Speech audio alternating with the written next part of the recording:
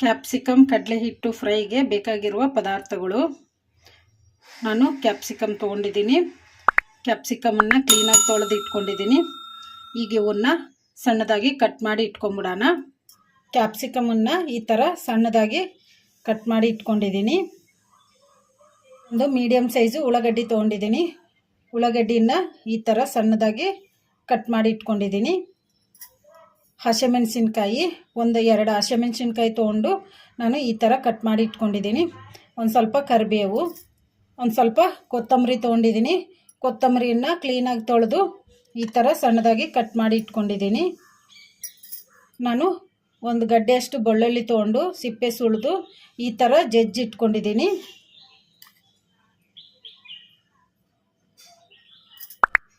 ಒಂದು ಸ್ಪೂನಷ್ಟು ಸಾಸಿವೆ ಜೀರಿಗೆ, ಒಂದು ಅರ್ಧ ಸ್ಪೂನಷ್ಟು ಉದ್ದಿನಬೇಳೆ, ಒಂದು ಅರ್ಧ ಸ್ಪೂನಷ್ಟು ಕಡಲೆಬೇಳೆ, ಒಂದು 2 ಸ್ಪೂನಷ್ಟು ಕಡಲೆ ಹಿಟ್ಟು, ಧನಿಯಾ ಪೌಡ್ರು, ಖಾರ ಪುಡಿ, ಅರಿಶಿನ ಪುಡಿ, ಗರಂ ಮಸಾಲ, ಉಪ್ಪು, ಒಗ್ಗರಣೆಗೆ ಎಣ್ಣೆ.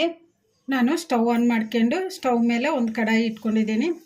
ಕಡಾಯಿಗೆ ಒಂದು 3 ಸ್ಪೂನಷ್ಟು ಎಣ್ಣೆ ಹಾಕಿಟ್ಟಿದ್ದೀನಿ. ಎಣ್ಣೆ ಕೂಡ ಬಿಸಿಯಾಗಿದೆ.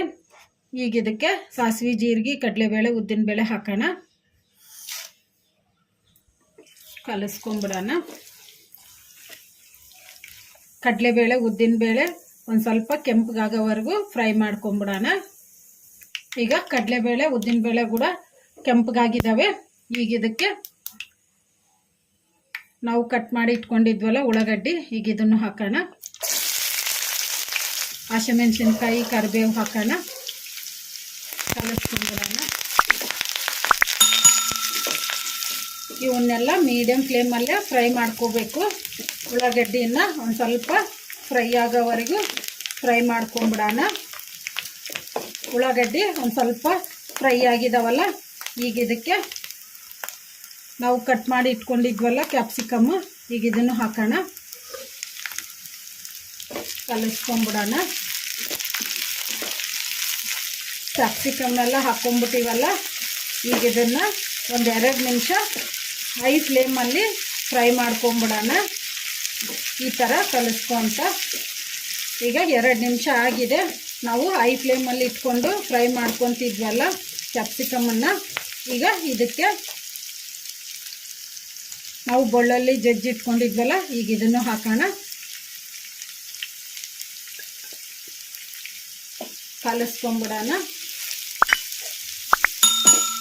ಈಗ ಸ್ಟವ್ ಮೀಡಿಯಮ್ ಫ್ಲೇಮಲ್ಲಿ ಇಟ್ಕೊಂಡು ಕಲಿಸ್ಕೊಂಬಿಡೋಣ.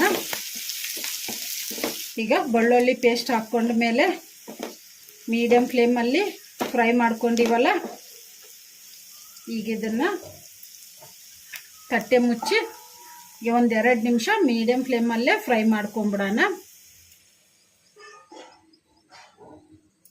2 ನಿಮಿಷ ಆಗಿದೆ. ಈಗ ಮುಚ್ಚಳ ತೆಗೆದು ನೋಡೋಣ. ಕಲಿಸ್ಕೊಂಬಿಡೋಣ. ಕ್ಯಾಪ್ಸಿಕಮ್ ಎಲ್ಲ ಫ್ರೈ ಆಗಿದಾವಲ್ಲ,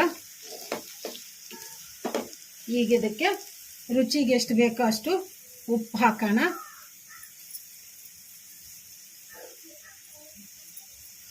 ಒಂದು ಅರ್ಧ ಸ್ಪೂನಷ್ಟು ಅರಿಶಿನ ಪುಡಿ ಹಾಕೋಣ. 1 ಸ್ಪೂನಷ್ಟು ಖಾರ ಪುಡಿ ಹಾಕೋಣ. 1 ಸ್ಪೂನಷ್ಟು ಧನಿಯಾ ಪೌಡ್ರ್ ಹಾಕೋಣ. ಕಲಿಸ್ಕೊಂಬಿಡೋಣ. ಇದನ್ನೆಲ್ಲ ಮೀಡಿಯಮ್ ಫ್ಲೇಮಲ್ಲೇ ಫ್ರೈ ಮಾಡ್ಕೋಬೇಕು. ಕಲಿಸ್ಕೊಂಬಿಟ್ಟಿವಲ್ಲ, ಈಗ ಇದಕ್ಕೆ 2 ಸ್ಪೂನು ಕಡಲೆ ಹಿಟ್ಟು ಹಾಕೋಣ.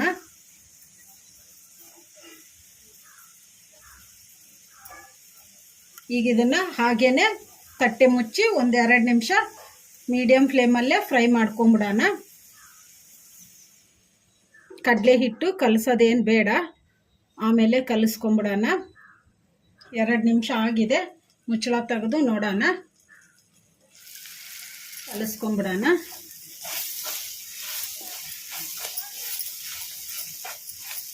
ಚೆನ್ನಾಗಿ ಕಲಿಸ್ಕೋಬೇಕು.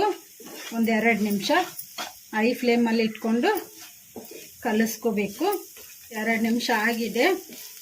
ನಾವು ಹೈ ಫ್ಲೇಮಲ್ಲಿ ಇಟ್ಕೊಂಡು ಕಲಿಸೋದಕ್ಕೆ ಈಗ ಸ್ಟವ್ ಲೋ ಫ್ಲೇಮಲ್ಲಿ ಇಟ್ಕೊಂಡು ಅರ್ಧ ಸ್ಪೂನು ಗರಂ ಮಸಾಲ ಹಾಕೋಣ. ಕಲಿಸ್ಕೊಂಬಿಡೋಣ. ಕಲಿಸ್ಕೊಂಬಿಟ್ಟಿವಲ್ಲ, ರೆಡಿಯಾಗಿದೆ.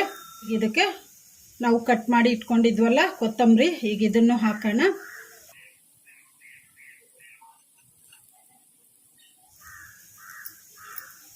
ಕಲಿಸ್ಕೊಂಬಿಡೋಣ. ಕ್ಯಾಪ್ಸಿಕಮ್ ಫ್ರೈನ ಅನ್ನದ ಜೊತೆಗೆ ಸೈಡ್ ಡಿಶ್ ಆಗಾದರೂ ತಿನ್ಬೋದು, ಚಪಾತಿ ಜೊತೆಗೆ ಆದರೂ ತಿನ್ಬೋದು, ರೋಟಿ ಜೊತೆಗಾದರೂ ತಿನ್ಬೋದು. ಟೇಸ್ಟಿಯಾಗಿರುತ್ತೆ, ಜಾಸ್ತಿ ಟೈಮು ಹಿಡಿಯಲ್ಲ. ಕ್ಯಾಪ್ಸಿಕಮ್ ಯಾರಾದರೂ ತಿನ್ನಲಾರ್ದವ್ರು ಕೂಡ ಈ ಥರ ಮಾಡಿಕೊಟ್ರೆ ಇಷ್ಟಪಟ್ಟು ತಿಂತಾರೆ. ನೀವು ಟ್ರೈ ಮಾಡಿ. ರೆಡಿಯಾಗಿದೆ ಕ್ಯಾಪ್ಸಿಕಮ್ ಕಡಲೆ ಹಿಟ್ಟು ಫ್ರೈ. ಸ್ಟವ್ ಆಫ್ ಮಾಡಿಕೊಂಡು ಸರ್ವ್ ಮಾಡ್ಕೊಂಬಿಡೋಣ.